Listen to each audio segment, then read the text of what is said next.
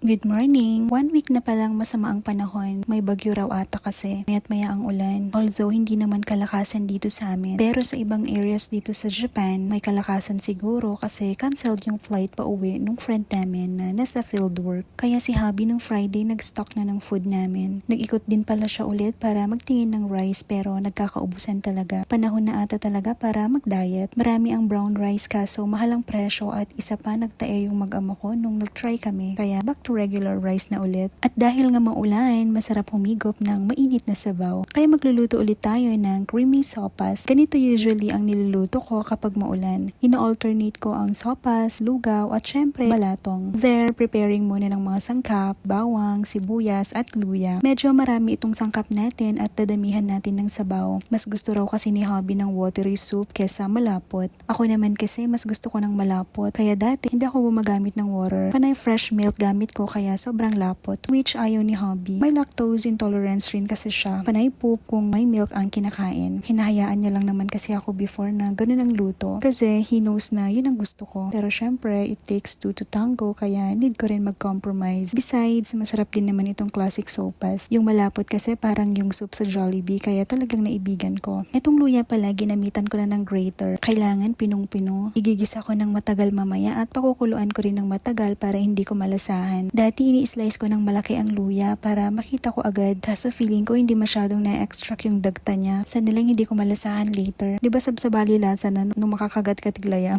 Worst ko na nung manok pero hangan gayam. Ewan ko ba, sa pamilya namin ako lang yung hindi kumakain ng luya. Ate ko nga kinakain niya ng fresh. Kapag may ubo sa bahay or sore throat sila, naglalaga pa sila ng luya tapos iniinom yung pinaglagaan. Mas natitake ko pa nga kumain ng fresh ampalaya eh. Disclaimer nga pala about ampalaya. Dati nung nag-general check-up ako, sobrang baba ng hemoglobin ko. Kaya ang ginawa, pinakain ako ng fresh ampalaya tapos nilagyan nila ng asin at suka. Ganun every morning for a couple of days. Nung nag-follow-up check-up, himala at nag-stabilize yung hemoglobin ko. Disclaimer lang ito pwede nyo i-try para no need ng gamot or kung takot man kayo magpa-check-up. Pero mas maganda pa rin kapag nag-consult kayo sa doctor para may bigyan kayo ng tamang gamot. Iba pa rin kasi kung nagko-consult tayo sa experts. Ang haba na naman ng cheka. Anyways, nagisa na ako. Butter ang pinanggisa ko. Ginisa ko na nga ng maayos yung bawang, sibuyas at luya. Mas nag-aamoy ulam na nung nilagay ko yung chicken. Mas bumango na naman nung nilagyan ko na ng pepper.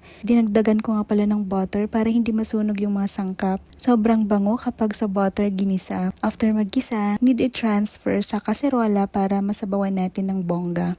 Ayun, nung lumambot na ang chicken, nilagay ko na rin yung pasta. Meron na pala kaming patis, nakabili na si Happy nung Friday, kaya yun ang pinantimpla ko. Sinunod ko na rin yung carrot. Kakain kasi si Yuna, kaya need malambot yung carrots. Syempre, hindi kompleto ang sopas kung walang evaporated milk. Yung mga Pinoy products na gamit namin, usually sa Pinoy store namin ito nabibili. One-stop shop yung pangalan ng store na palagi naming binibilhan doon sa Yabashira Matsudo. 2 stations away lang mula dito sa amin.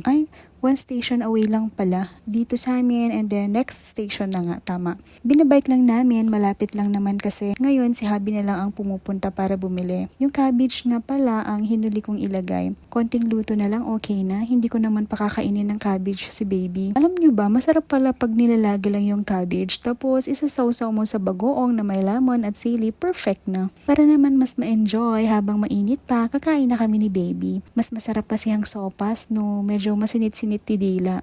Natakam na naman ako habang nag-i-edit. Anyways, yun lang for now. Origa, thanks for watching. God bless po.